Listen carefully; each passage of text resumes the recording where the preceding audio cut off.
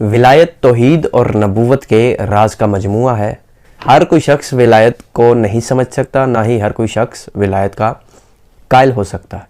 اسی لیے ہی امام نے فرمایا تھا اگر کوئی شخص قیامت والے دن نیکیوں کے اعمال کے پہاڑ بھی لے کر آ جائے،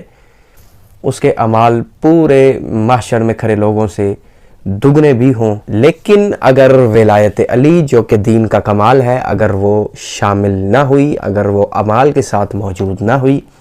تو اس کے سارے اعمال، ساری کی ساری عبادات، سارے کی ساری نمازیں، اس کی تمام تر عبادتیں، اس کی تمام تر نیکیاں، اس کے جتنے بھی اعمال ہیں وہ بغیر تولے ہی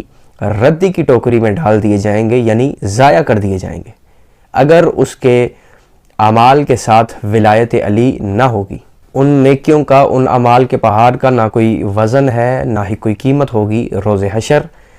اعمال کی، نماز کی، عبادات کی قیمت صرف ولایت علی سے بنے گی۔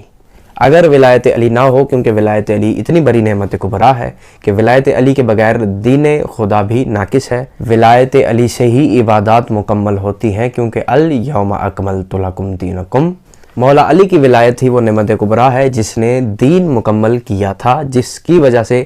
آج دین خدا، دین محمد کامل ہے، مکمل ہے۔